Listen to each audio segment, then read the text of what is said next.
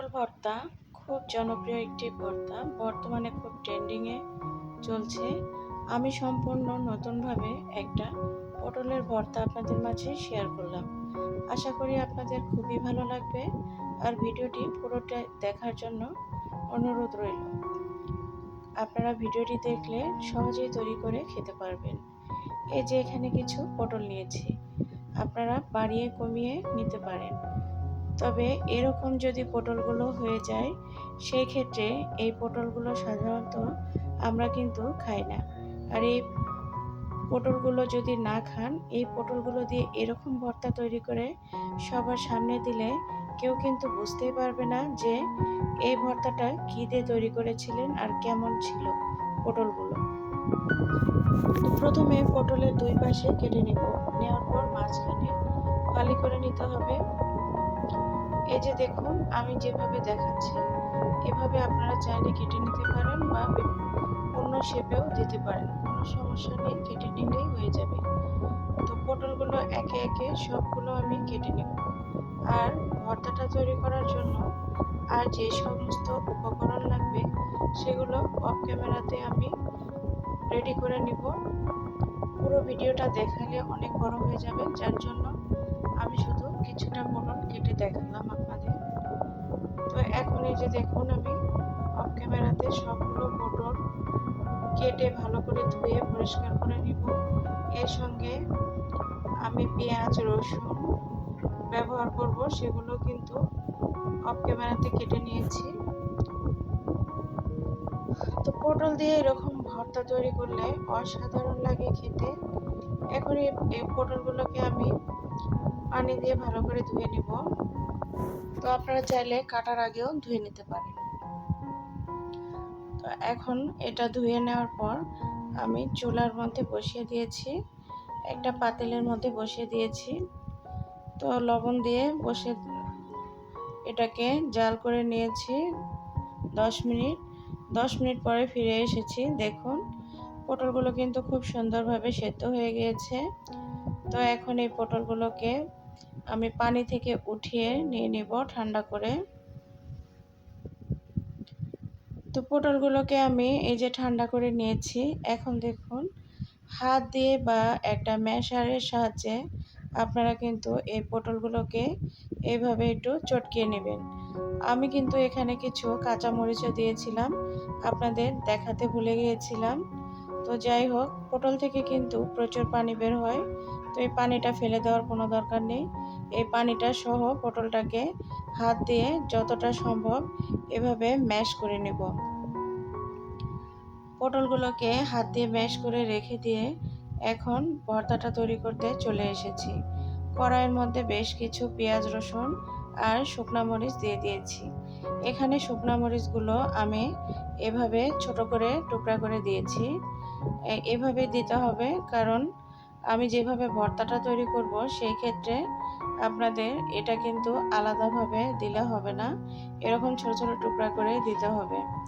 আর এটা কোনো প্রকার বাটাবাটির ঝামেলা ছাড়াই এই ভর্তাটা রেডি করে নেওয়া যায় খুব সহজেই। কোনো ব্লেন্ডার, পাটা বা হামানদিস্তা কিছুই লাগবে না।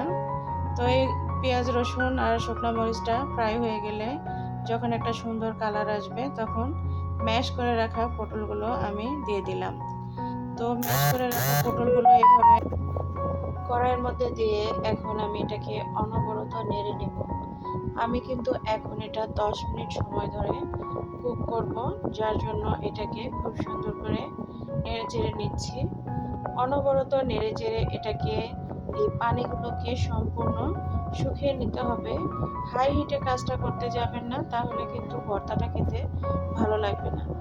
মিডিয়াম টু লো হিটে রেখে ভর্তাটাকে একটু সময় নিয়ে এভাবে তৈরি করে নেবেন, এতে করে ভর্তার টেস্টটা অনেক ভালো আসবে। তো ভর্তা অনেকে অনেক রকম করেই তৈরি করে খেয়েছেন, আমি যে প্রসেসে দেখাচ্ছি আপনারা যদি এই প্রসেসে একবার এই ভর্তাটা তৈরি করে খেতে পারেন, আপনাদের কিন্তু মুখে লেগে থাকবে। এই যে দেখুন, পটলটাকে আমি নেড়ে চেড়ে অনেকটাই কিন্তু পানি শুকিয়ে নিয়েছি। তো পটল ভর্তা এইভাবে যদি একবার করেন আর এই পটল ভর্তার স্বাদ যদি একবার বুঝতে পারেন তাহলে কিন্তু এরপর থেকে এই ভর্তাটাই তৈরি করতে চাইবেন। তো দেখুন এই যে পানিটা প্রায় একদমই শুকিয়ে এসেছে। হালকা, হালকা পানি আছে। তো এই পানিটাকেও শুকিয়ে নিব আমি। তো এখানে কিন্তু একটা বিশেষ উপকরণ ব্যবহার করব, যেটার কারণে ভর্তার টেস্টটা অনেক বেড়ে যাবে। আর এটা অবশ্যই এই ভর্তাটার মূল একটা আকর্ষণ বা মূল উপকরণ। তো এটা দিতেই হবে এই ভর্তাটা তৈরি করলে। তো আমি এখানে একটা ডিম দিলাম, যেহেতু পটলের পরিমাণটা কম ছিল। তবে আপনারা যারা বেশি করে তৈরি করবেন সেই ক্ষেত্রে ডিমের পরিমাণ বাড়িয়ে দিতে পারেন। আর যদি অল্প করতে চান সেই ক্ষেত্রেও একটা ডিমই দিতে হবে। তো এখন ডিম দেওয়ার পর এটাকে এভাবে নেড়েচেড়ে নিব। তো রান্না আসলে একটা আর্ট। যে যেভাবে রান্না করে সেটা যদি মনোযোগ দিয়ে ধৈর্য সহকারে করতে পারেন তাহলে কিন্তু সেই ভর্তাটা বা রান্নাটা অনেক টেস্টি হয়। তো আমি এই ভর্তাটা খুব যত্ন সহকারে করেছিলাম আর এটা খেয়ে সবাই কিন্তু প্রশংসা করেছিল। তো এই যে দেখুন আমি এটাকে কিন্তু অনেকটা এভাবে নেড়েচেড়ে শুকিয়ে নিচ্ছি। এখানে আপনারা যদি চান কেউ এই যে এখানে আমি যে পটল আর ডিমগুলো দিয়ে ভর্তাটা তৈরি করেছি সেটা এক পাশে করে নিয়ে এখানে একটু তেল দিয়ে তেলটাকে গরম করে নেওয়ার পর এখানে সামান্য একটু কালিজিরা দিয়েও এই ভর্তাটা করে নিতে পারেন। মানে এই ভর্তার মধ্যে কালিজিরাটা ব্যবহার করতে পারেন, সেই ক্ষেত্রেও অনেক ভালো একটা টেস্ট আসবে। তো যারা কালিজিরা খেতে পছন্দ করেন না তারা এইভাবে আমার মতো করে তৈরি করবেন। আর এই পর্যায়ে আপনারা চাইলে এখানে ধনিয়া পাতা ব্যবহার করতে পারেন। তো আমি ধনিয়া পাতা রেখে দিয়েছিলাম, আসলে দিতে ভুলে গিয়েছিলাম। তো আর দেওয়া হয়নি। এখানে কিছু সরিষার তেল দিলাম। এটা দেওয়ার পরে চুলাটাকে বন্ধ করে দিব। আর এই সরিষার তেল দেওয়ার পরে আমি এটাকে জাল করব না, কারণ এটা দেওয়ার পর জাল করলে সরিষার তেলের যে কাঁচা একটা স্মেল সেটা কিন্তু চলে যাবে। তো সেটা রাখার জন্যই আমি চুলাটাকে বন্ধ করে দিয়েছি। সরিষার তেলটা দেওয়ার কারণে ভর্তাটা দারুণ একটা ফ্লেভার আসে। তো এখন আমি ভর্তাটাকে একদম রেডি করে নিয়েছি। চুলা কিন্তু আমার বন্ধ। এখন এভাবে আরেকটু নেড়েচেড়ে নিচ্ছি, মানে যতটা শুকনা করে নেওয়া যায় আর কি। তো এখন এই যে ভর্তাটা নামিয়ে ফেলেছি, দেখুন আমার ভর্তার ফাইনাল লুকটা। তো মাশাআল্লাহ, আনকমন একটি ভর্তা, যারা কখনো খাননি ট্রাই করবেন। আর কেমন লাগলো আমার এই রেসিপিটা অবশ্যই কিন্তু কমেন্ট করে জানাতে ভুলবেন না।